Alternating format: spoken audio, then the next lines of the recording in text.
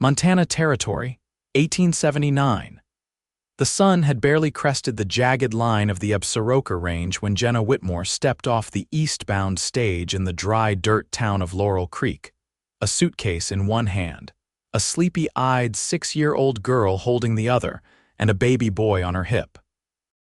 Her boots hit the earth like she was not planning on leaving again. She did not have much choice. "Ma, is this it?" the girl asked, blinking up at her through a curtain of tangled brown hair. "This is it, Mabel," Jenna said, her voice tight from the miles and the months. "This is where we start over." The baby, Miles, gave a small whimper. Jenna bounced him gently, her eyes scanning the street. She had not written ahead, had no one waiting.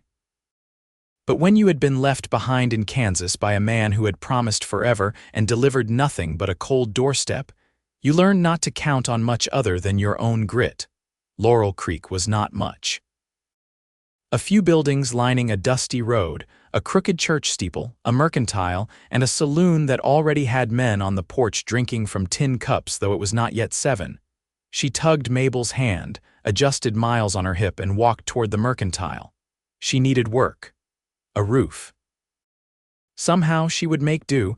The bell above the door jingled and a woman behind the counter looked up. Her eyes softened when she saw the children. "You look like you could use a seat and a glass of water," the woman said.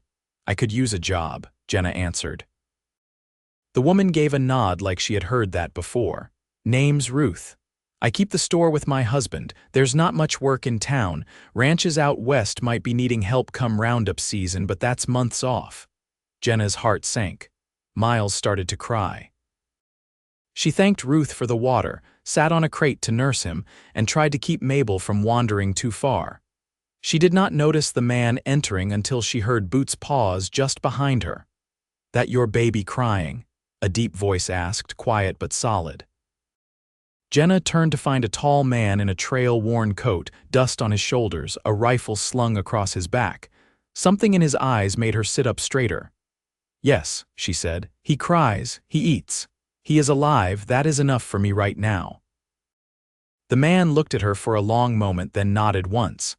"Name's Jonah Lark. I got a spread out west, about 20 miles from here. Came in for salt and seed. Heard Ruth say you're looking for work. I need something, anything." Jenna stood. Miles was fussing again. Mabel clung to her skirt. He studied the children, then her. "I need someone to help with the cooking and keeping things clean. My brother passed last winter, left behind a house barely standing and more chores than 2 hands can handle. You and the little ones could stay in the cabin if you want it." Jenna blinked. "You do not even know me." "No, but I know what it is to be left with nothing but your name," she laughed once dry. "I was not even left with that, just 2 children and a pile of promises that got up and walked away." He did not flinch, just said, "You take the offer or I walk out now."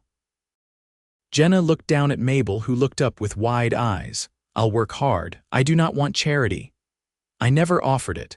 So she took the ride out with him that afternoon, Mabel on the saddle in front of her, Miles swaddled against her chest.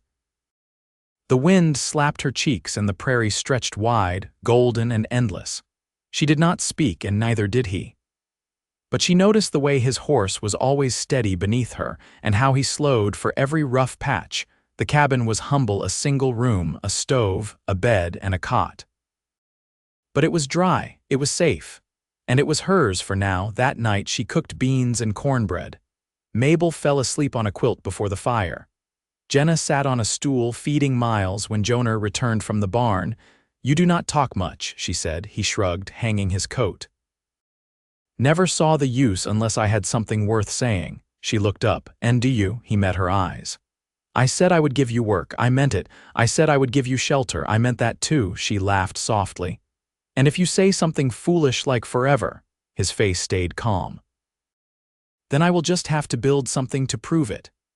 She stared at him, her heart giving a jump she did not expect.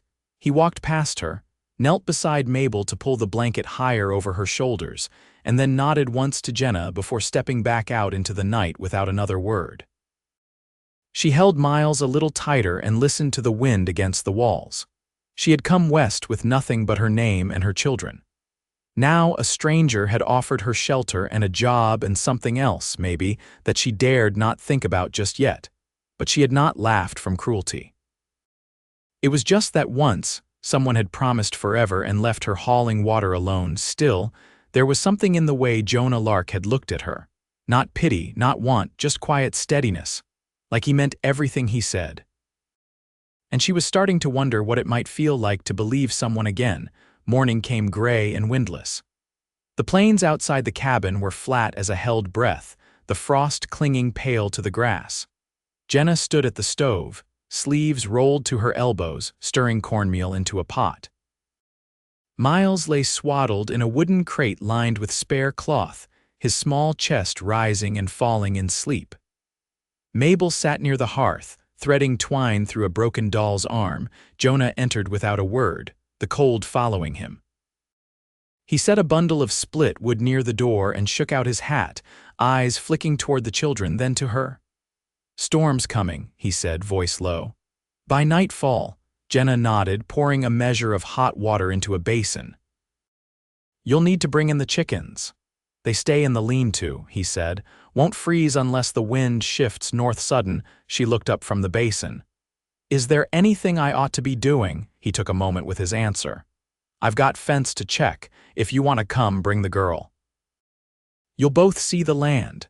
Jenna hesitated, then nodded. She's never seen a fence hold anything but laundry. They rode out after breakfast, Mabel riding in front of Jenna again, her arms hooked around the saddle horn. Jonah led, his horse moving steady along the rutted trail that followed the edge of the grazing fields. Patches of snow clung stubborn to the shaded sides of low hills. The air tasted like iron. They reached the east pasture by midday, where the fence ran a jagged line between Jonah's land and a low creek.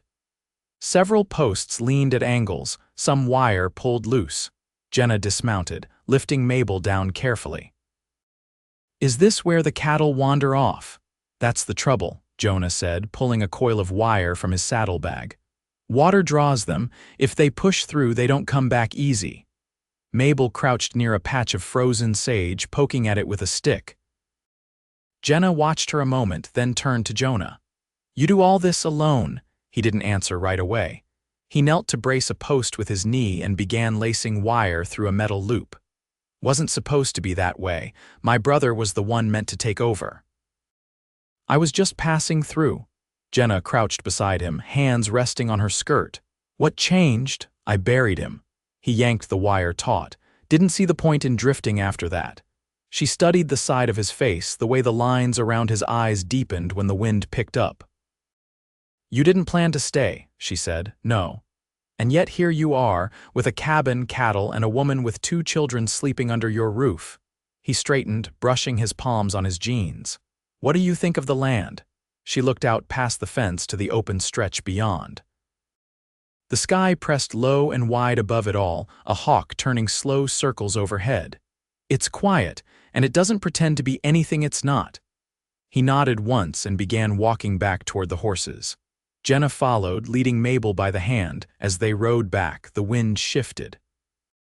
By the time they reached the cabin, the air had dropped colder and the clouds hung heavy like wet wool. That evening, the storm rolled in slow and full. Snow fell in thick flakes, muffling every sound. Jonah came in from the barn shaking ice from his coat, boots tracking slush across the floor. Jenna had lit the lantern early, the glow soft and gold in the small space. Mabel had fallen asleep beside Miles, both tucked under quilts on the cot. Jenna sat on the floor near the stove, mending a tear in Jonah's shirt with her needle and thread. He watched her from the doorway, then stepped inside and shut the storm out behind him. "You don't have to do that," he said. She didn't look up. "It's torn, seems foolish to let it stay that way." He knelt beside her, the warmth of the stove between them. "You sewing for just anyone now?" Jenna ran the needle through the cloth. "No, just for the man who gave my daughter a safe place to sleep." He leaned his elbows on his knees, watching the fire. "I've been thinking about your name." Her hands paused. "What about it? If you're to stay, we should put it on something. The land's in mine, but I can change that." She folded the shirt, setting it aside. You want to sign something over to a woman you met 4 days ago. I want to build something that means more than just standing up against the wind. She looked at him, the firelight catching in her eyes. You don't even know what I want. He didn't reach for her, didn't speak again. Just waited. Jenna's voice was quiet when it came. I want something that won't walk away when things turn hard. That's what I'm offering. She stared at the flames, then leaned back against the wall, her fingers brushing her skirt. And if I don't believe in forever, then I'll build something you can believe in, he said, piece by piece, until it's yours too. Outside, the wind howled and the snow pressed against the windows. Inside, the stove crackled and the silence between them held steady, not empty but full of something beginning to take shape. By the second week, the snow had settled thick over the plains. Jonah had to dig a trench path from the cabin to the barn each morning, the shovel biting through packed drifts. Jenna kept a kettle simmering day-long, steam curling into the low rafters, and Mabel had taken to tracing letters on the fogged windows with one careful finger. Jonah came in late one afternoon, coat stiff with frost, and set a worn ledger on the table without a word. Jenna looked up from the sewing she'd taken in from a woman who lived near the river bend. He sat across from her and opened the book to a blank page. I can't read numbers like I ought to, he said, eyes not meeting hers. Used to let my brother handle it. Now I just guess and hope the fence don't come up short. She folded the fabric in her lap, brushing thread from her skirt. You want me to look? He pushed the ledger toward her and rested his elbows on the table. Won't be much to see. Cattle count from last spring, seed lists, tools I borrowed and didn't return. She flipped through the pages, her brow furrowed. You've got a good hand, neat even. Just need a better system. He watched her trace a column with her finger, then said, You ever keep books before? My father had a freight company outside Topeka. I did his ledgers from the time I was 12. Men always seemed to think a girl couldn't carry numbers in her head till I showed them otherwise. That's so, she looked up. That's so, he smiled, slow and plain. Then maybe you'll teach me how to do it proper. Mabel came over then, dragging a blanket across the floor like a comet's tail. She climbed onto Jonah's lap without asking, and he settled her there as natural as if it had always been so. She pointed to the ledger. Is that a storybook? No, Jonah said, but I reckon it could be if your ma keeps writing in it. Jenna met his eyes. I don't need my name on paper to make something mine. I know, he said, but I'd like to know it's there all the same. That night, after Mabel had been carried to bed and the fire had sunk to embers, Jenna stood at the door of the cabin, listening to the silence the snow left behind. Jonah stood beside her, his arms folded, breath clouding the air. There's a stand of cottonwoods near the south pasture, he said. Soil's soft enough there. I was thinking come spring I'd dig the post holes and start fresh. A real house. 2 rooms, maybe 3. She didn't move. You already have a house. I have a shelter, he said. What I want is a place that's lived in, with curtains, with voices, with bread cooling by the window. She looked at him, the cold stinging her cheeks. You don't owe me anything. I know. Then why? He turned to her, his face quiet, steady. Because I want to build something that's never been taken from us. Not by death, not by leaving, something that stays. She didn't answer. The wind tugged at the edge of her shawl and she let it. He stepped back inside, leaving the door open behind him.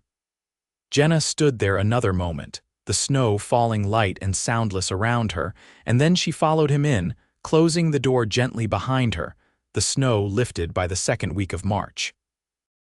It didn't melt so much as it gave up retreating in patches, revealing flattened grass and the brittle remains of last year's weeds. In the mornings, the sky sat low and silver, and the ground squelched beneath boots that had grown too worn for the wet. Jonah started hauling lumber from a sawmill near the Yellowstone, leaving before first light and returning with the wagon creaking under the weight. He never said what he'd traded for the load, but Jenna could guess. He came back with a fresh split in the heel of his boot and a gash on his knuckle that hadn't come from any fence post. You're building it too early. she told him one evening, brushing sawdust from his collar after supper. The ground still soft underneath. He didn't look up from the plans he'd sketched on butcher paper with a piece of charcoal. I'll brace it shallow, then go deeper once the frost's gone. And if it collapses, he tapped the edge of the page, then I'll build it again. She didn't answer. The corner of her mouth twitched, but the sound she made wasn't a laugh, it was quieter than that, something caught between disbelief and wanting. That night, she found Mabel curled into the crook of Jonah's arm beside the hearth, both asleep. The girl's fingers clutched a carved wooden horse he'd shaped from a scrap of pine, its legs uneven, its tail nothing more than a stub. Jenna reached for a blanket and covered them both, careful not to wake either. In the weeks that followed, the cabin filled with the smell of cut wood and earth. Jenna kept the children close while Jonah worked, but each day she walked the 100 paces from the cabin to the cottonwood stand and watched the frame rise from the soil. No one came to help him. No hired hands, no neighbors.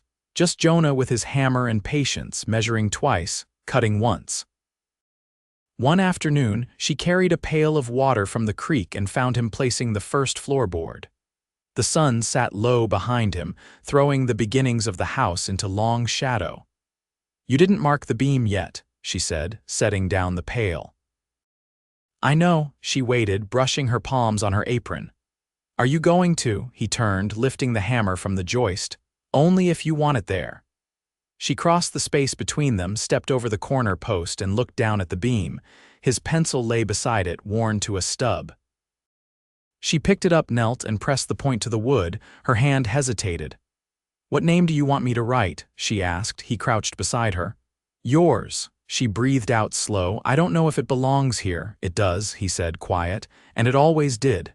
She didn't look at him. Just wrote her name in careful script, Jenna Whitmore, the last letter curling soft at the end. Then, below it, she added 2 smaller names, Mabel and Miles. He didn't touch her, didn't speak, just stood and watched as she rose and stepped back from the beam. Later that week, Ruth from the mercantile came out with her husband, bringing flour, nails, and a long-handled saw Jonah had bartered for. She carried a small basket of dried berries and left it on the cabin table without a word, her glance settling briefly on Jenna, then on the cradle by the fire. "I heard he's building something new," Ruth said, not quite curious, not quite cautious. Jenna nodded. "He is." Ruth shifted her shawl. "Well, a man who builds something with his hands usually means to stay." Jenna didn't answer, not with words. She only touched the back of the chair beside her, fingers resting there a moment. That night, after the children slept and the lantern burned low, Jonah returned from the frame with the smell of cedar on his skin. He stood just inside the doorway, brushing sawdust from his sleeves. "I've got one more favor to ask," he said. Jenna set aside her stitching. "You've already given me more than you owed." He stepped closer. "I want you to pick the paint," she blinked. "Paint for the door," he said, "just the door. The rest can stay bare wood if you'd rather." She stared at him, then reached for the tin of dried apple peel on the shelf. "I'll think about it," he nodded once. "Take your time." In bed that night, Jenna lay awake listening to the wind move through the grass outside. It wasn't cold anymore, just restless. Like something shifting beneath the surface, waiting. She turned toward the cot where Mabel and Miles slept. Then toward the table where Jonah had left his hammer and folded plans. She didn't laugh this time, not out loud. But her breath caught somewhere between her ribs. The door would be green, she decided. Not bright, not soft, just something that looked like spring when the land still remembered winter. Something that belonged. By late April, the first shoots of green began threading their way through the thawed ground. The new house stood framed and roofed, its walls still bare, but the shape of it had claimed the land like it had always meant to be there. Jenna planted a single row of sweet peas by the southern wall without saying why, and Jonah didn't ask. She had taken to walking the rooms before supper, touching the beams, testing the windowsills for draft. He let her. He worked longer now, slower, more careful. Not because he was unsure, but because it mattered to him that it be right. One evening, as she hemmed a muslin curtain for the west-facing window, Jonah leaned against the doorframe, arms crossed over his chest. His shirt was soaked at the collar where he'd carried water from the creek. "I ordered a stovepipe from Bozeman," he said. "Should arrive with the last freight wagon next week. After that, we can move in." Jenna angled her needle. "You don't need to ask me again." "I'm not," he said. "I'm telling you what's next." She set the fabric in her lap. "There's a difference between wanting someone to stay and needing them to." He stepped inside, slow. "I don't need you to stay." Her eyes lifted to his. "I want you to stay," he said. "That's the whole of it." She didn't answer, not with words. Instead, she reached for the curtain, folded it once, and stood. "Then let's put this on the window. It's going to be our kitchen after all." They hung the fabric together, his hands steady against the frame while hers pressed the corners smooth. Outside, the last of the snowmelt ran thin rivulets through the grass. The day they moved in, Jonah carried Miles in his arms while Jenna led Mabel by the hand. The door was still unpainted, the green not yet mixed, but she didn't mention it. Instead, she placed the baby's cradle near the stove and set a jar of dried flowers on the windowsill. The house smelled of pine and soap, and something new that hadn't had a name until now. That night, at the table Jonah had built from a felled aspen, Jenna served boiled potatoes with salt and a side of cornmeal biscuits. Mabel chattered about a bird she'd seen near the barn with a red breast and a call like a whistle. Jonah listened, nodding now and again while Miles chewed contentedly on his fingers. After the children were asleep, Jonah stepped outside to check the latch on the barn door. When he returned, he found Jenna sitting in the rocker, shawl draped over her shoulders, watching the fire. He crossed the room slowly, then knelt beside her. "There's something I haven't asked." She turned her head toward him, her face calm. "I'd like to take your name," he said. "If you'll take mine." She blinked once. "You want to be a Whitmore. I want us to be more than a house and quiet understanding. I want you as my wife." She tilted her head, studying him. "You're sure?" "I've been sure since you stitched my name into that ledger." Her mouth softened. "We don't have a preacher. There's one in Livingston. We can go when the weather holds." She took his hand. "You waited until the house was finished. I wanted to give you something real before I asked for anything more." She kissed him then, not hurried, not uncertain. Just steady and warm and right. They were married 3 weeks later beneath a cottonwood tree, the babies in Ruth's care for the day. Jonah wore a clean shirt with mended cuffs. Jenna wore a simple dress with a green ribbon at the waist. The preacher's words were plain, and when he finished, the wind moved through the grass like a hymn. They returned home with the sun behind them, the wagon light and the road familiar. Jonah reached for her hand as they crossed the field, their shadows long side by side. That evening, after supper, Mabel climbed into her mother's lap and asked if they could plant sunflowers by the barn. "We can," Jenna said, brushing hair from the girl's forehead. "We can plant whatever you want." Jonah carved a wooden frame for their wedding paper and hung it beside the door. He filled the cracks in the floorboards with wool and resin so no draft could find its way in. Jenna scrubbed the last of the old cabin's soot from her skirts and packed it away, not because she wanted to forget, but because she finally could. The door was painted green the following spring. Not the shade of fresh grass, but deeper, softened by ash and weather. Something meant to last through storms. They slept each night with the windows open when the wind allowed, the prairie stretching wide beyond the sill. Miles learned to walk beneath the cottonwoods. Mabel started reading from the old ledger, tracing her finger along the lines her mother had written. And in the quiet hours when the children were asleep and the fire burned low, Jonah would take Jenna's hand without asking, and they would sit together in the home they had built, not in a rush, not by luck, but by choosing each other every day without fail. Nothing was perfect. There were long seasons and hard ones, but Jonah Lark never left, and Jenna never needed to wonder again if she was someone a man could stay for. She already knew.